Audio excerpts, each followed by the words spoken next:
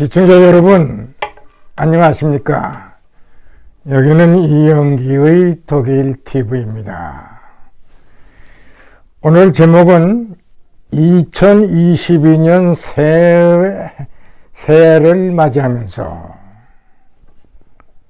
라는 제목으로 여러분께 간단히 말씀드리려고 합니다. 우선 새해를 맞이하여 새해 복 많이 받으십시오.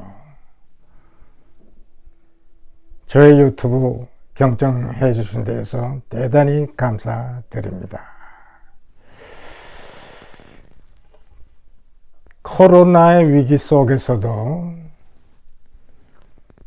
지난해 우리 성탄절을 맞이하고 즐겁게 맞이하고 코로나 위기 속에서도 연말을 잘 지냈습니다. 이제 새해가 밝았습니다.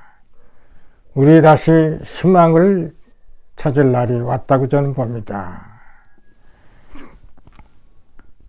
이런 새해를 맞이해서 여러분께 오늘은 간단하게 인사를 드리면서 그동안에 제가 해왔던 유튜브 또 앞으로 어떻게 할 건가 그런 걸 아무래도 우리 구독자에게 또는 새롭게 듣는 사람들에게 얘기할 필요가 있지 않는가. 제가 유튜브를 시작한 지 꼭 2년 4개월이 됩니다. 2019년 8월이니까 그때 제가 유튜브를 시작을 한 그 근본적인 목적은 그동안 32년 동안에 걸친 한국 대학에서의 강의를 토대로 해서 그 연속상에서 비록 내가 사는 독일에 와서도 무엇을 해야 될 것인가 이런 것을 생각할 때 역시 어떤 면에서는 제가 일평생을 우리 통일과 관계되면서 제가 쭉 살아오지 않았나 저는 그렇게 생각합니다.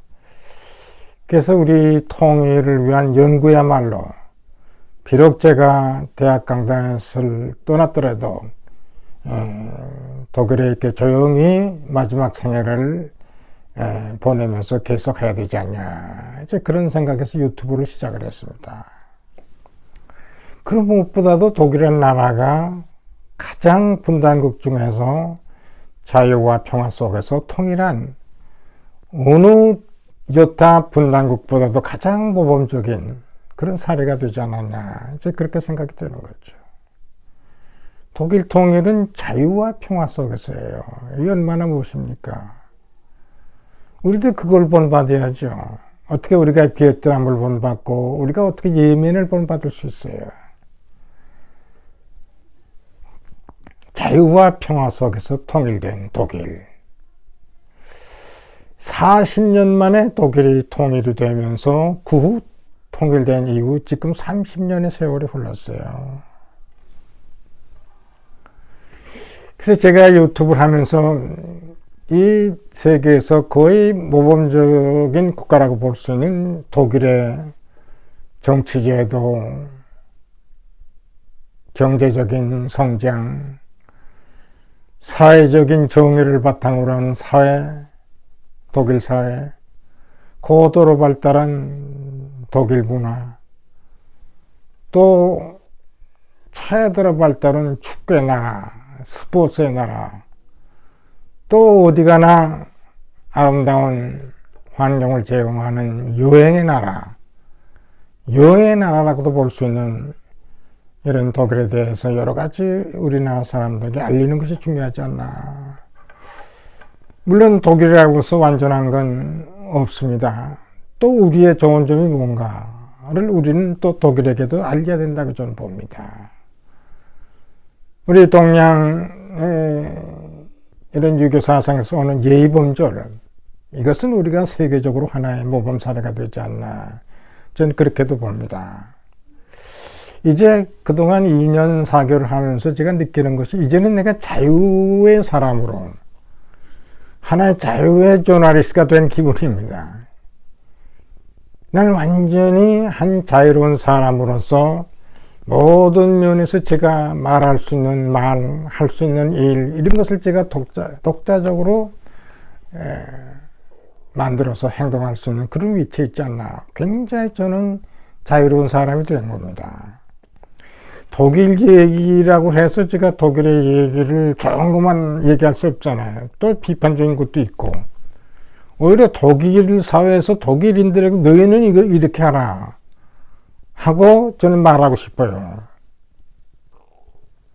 또 우리의 좋은 점이 있으면 이쪽에 우리가 옮겨서 너희들이 우리의 것도 본받으라. 또 아무리 독일의 모든 것이 좋다 해도 독일에서 나쁜 것을 우리나라에서 본받으려고 할 때 저는 그걸 경고하고 싶어요.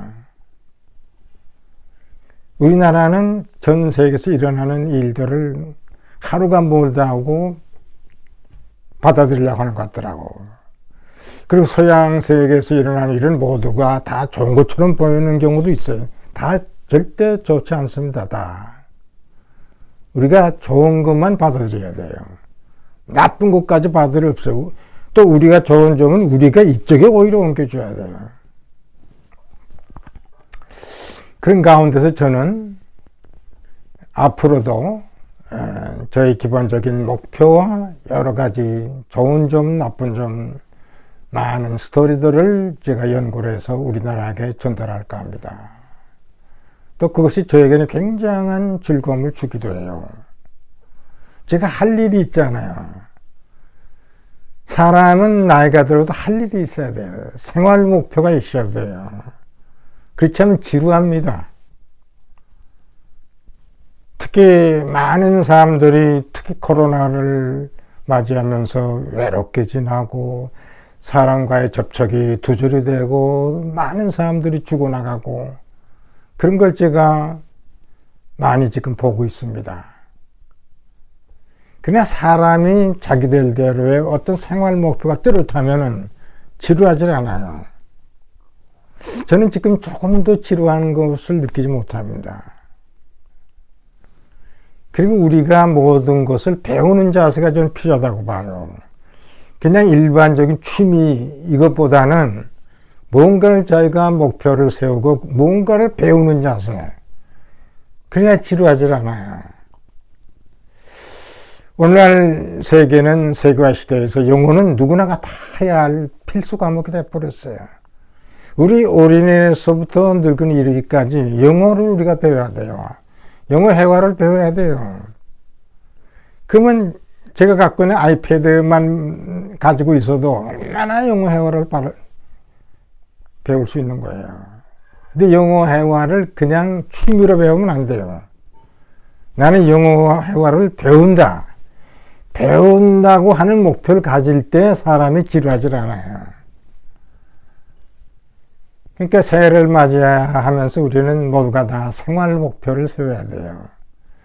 자기가 가졌던 여러 목표가 지속되는 가운데도 새로운 무엇을 하기 위해서는 새로운 생활 목표를 세우고 그것을 위해서 추진해야 지루하지 않아요. 또 그런 속에서 행복감도 느낄 수 있다고 저는 봅니다. 새해를 맞이하면 꼭 생활 목표를 하나 설정 혹은 둘 설정 이렇게 해야 돼요. 그래야 지루하지 않는 거예요. 하여튼 오늘날 독일은 세계적으로 모범적인 국가입니다. 정치, 경제, 사회, 문화 여러 면에서 독일이 모범적인 국가예요. 독일 영토는 그렇게 크지도 않지만 그렇게 적지도 않아요. 인구도 8천만, 그렇게 많지도 않고 그렇게 적지도 않아요. 사실 유로 하면은 독일, 스위스, 오스트리아 다 독일말을 쓰는 민족 1억의 수를 갖고 있어요. 사실 이런 사람들이 지금 유럽의 중심지를 이루고 있습니다. 이 독일과 EU와의 관계, 전체 유럽을 하나로 만들려고 하는 그런 노력의 중심적인 역할을 하는 것이 또 독일이에요. 우린 독일에서 너무 배울 것이 많아요. 요 근래 예를 제가 봅니다마는 지난 9월 26일 독일은 총선을 실시했어요. 그 결과를 놓고 또 정당 간의 연정을 2개월이나 협상을 통해서 끝내고 지난 12월 8일 올라프 숄츠가 독일의 총리가 됐죠. 저는 이런 모든 과정을 보면서 너무나 부러운 거예요. 질서정연하고 고도로 발달한 정당 제도 속에서의 민주주의 기본 원칙에 의해서 타협을 하고 무슨 시시한 일들이 없어요.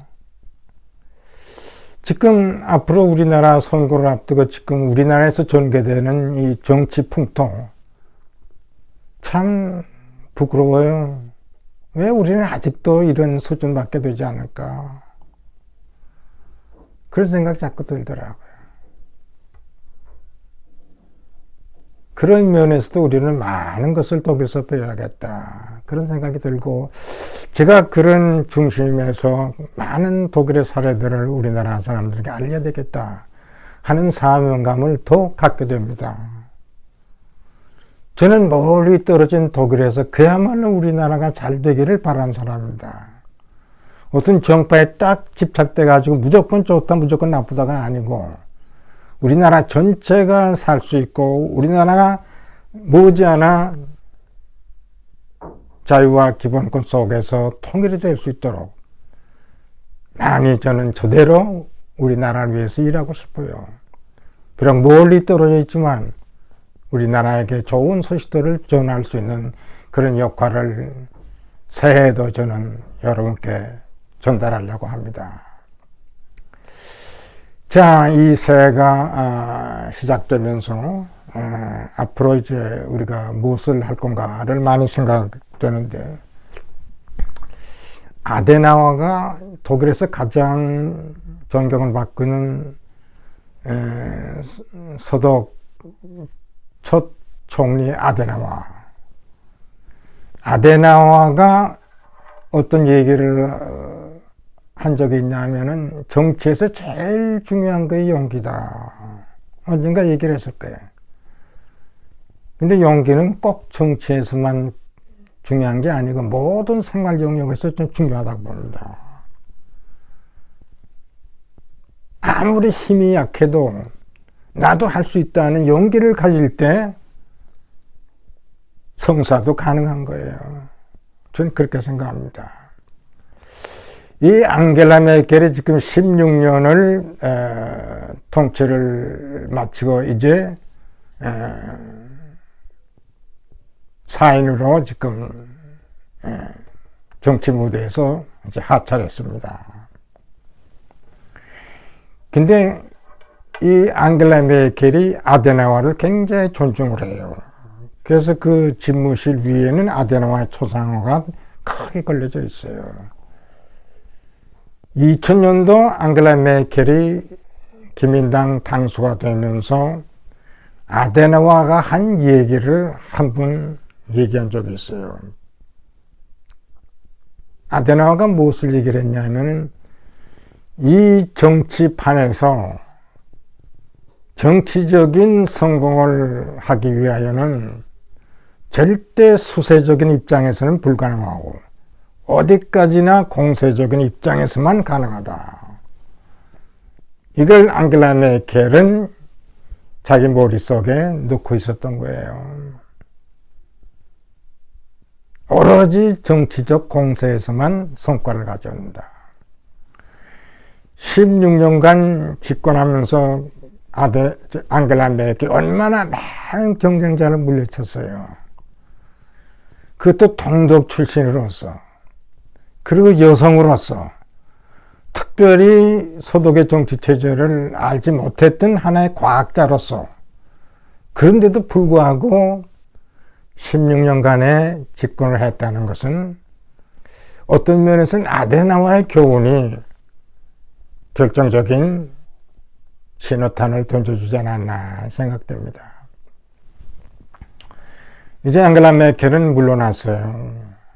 그래서 다음부터 3회에 걸쳐서 앙겔라 메켈에 대한 평가를 제대로 해보려고 합니다. 3회에 걸쳐서. 첫째는 동독에서의 앙겔라 메켈.